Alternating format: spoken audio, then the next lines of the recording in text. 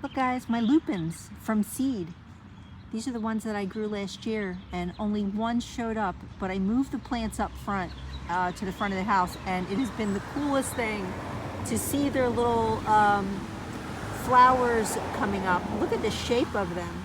And when you see them, just start so tiny and then they start to become something like this, knowing that the whole thing is going to open up in this blue purple flower is just amazing. And then you get the bonus of this when it rains and it collects in the center of the floret.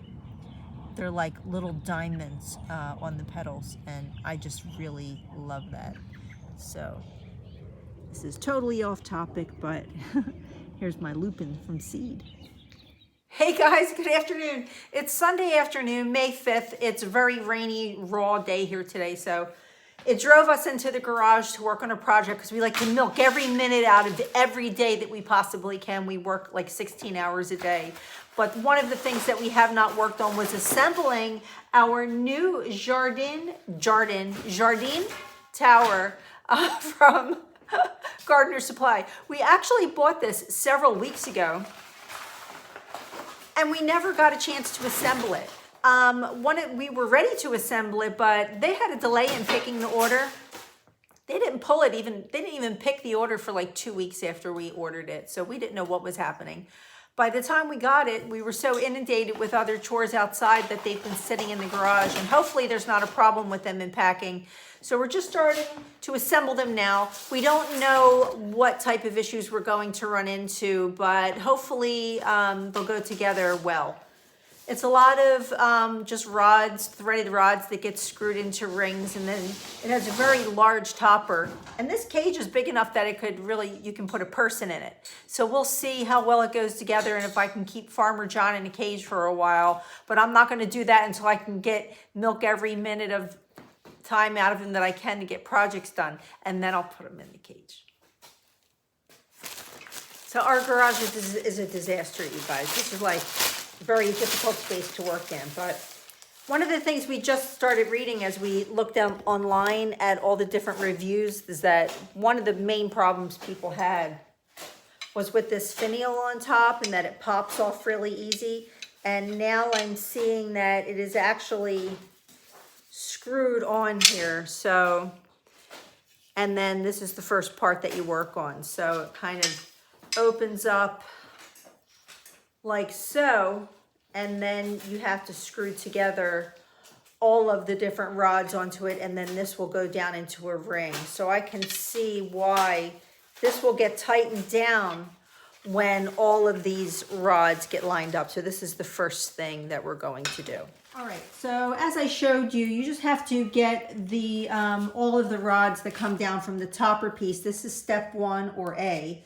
And then you line up each top pole with a hole in the first ring, and then we're going to send a rod up through the bottom. Now this is really a 2-person job, not because it's heavy, but just because it's awkward. So it's going to be a little bit difficult for us to show you how it gets screwed in, but just know that we'll be sending the rods up from underneath of this hole to meet into this portion here, and that will be step 1 as shown here in the diagram.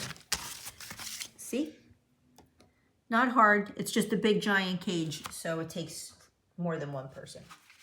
Okay, you guys, so you can see how we're holding one end in. This is the top piece, and we're just sending the thread through the bottom. Can you do another one here, Farmer John? Mm-hmm.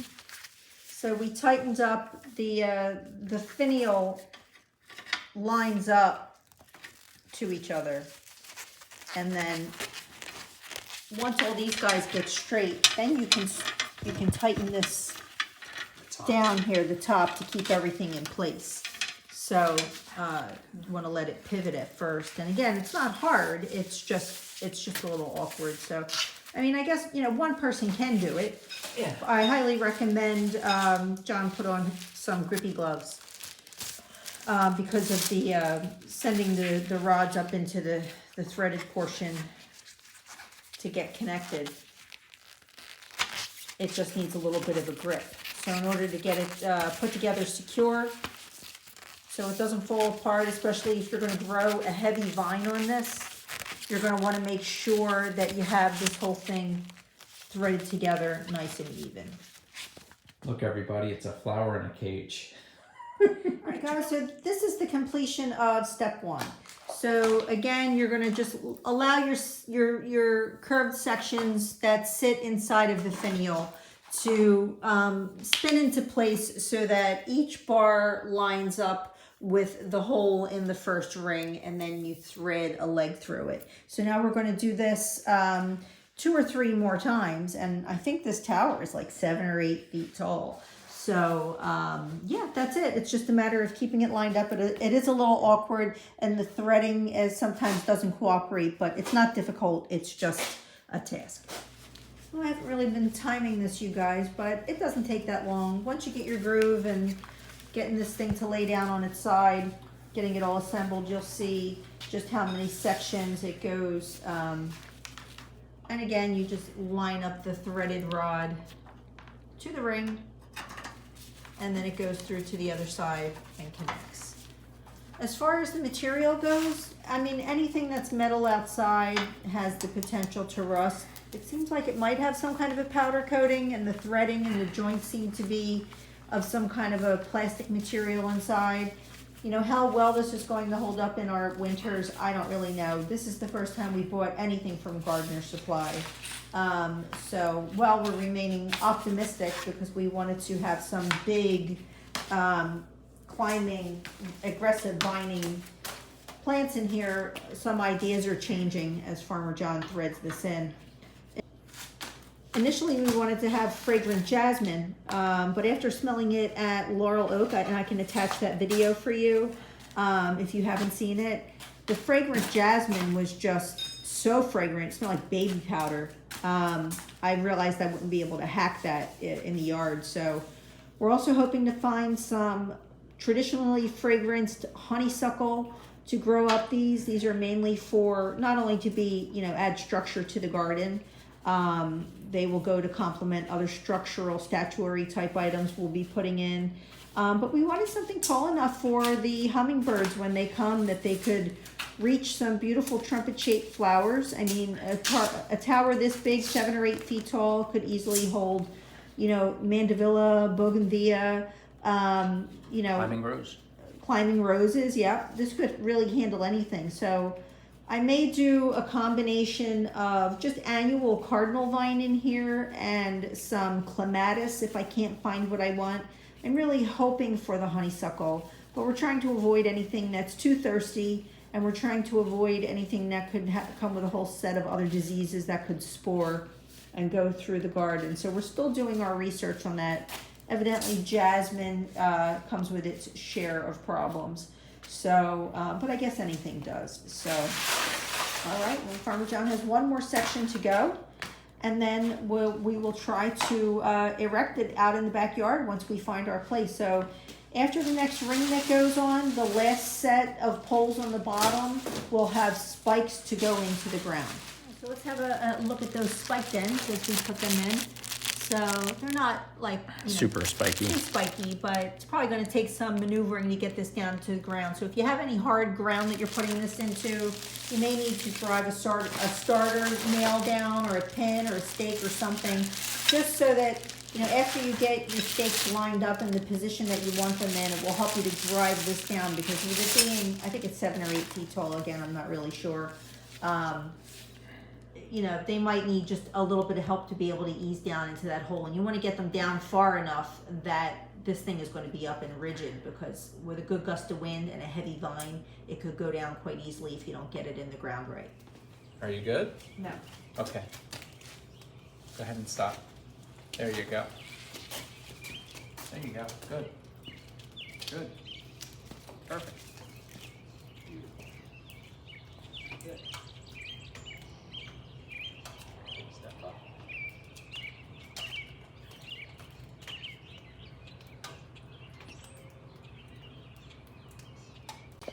Wow, you guys, this thing is huge. It probably would have helped if, oh, sorry, I got you moving around where you're on a tripod. There's Farmer John in the cage. I told you it was a man-sized cage. It's huge. I'm very excited. So, like like I said, this was bought to hold a much larger vining plant. But if if you install this properly and have everything screwed in real nice and well, you make sure that your feet are driven down here, the spikes are driven down into the ground nice and level. This should hold up with some pretty big winds. So we're trying to figure out where exactly we're going to put it still. So we think we have an idea, but our idea's changed, and so now we're going off on an adventure to see how it works.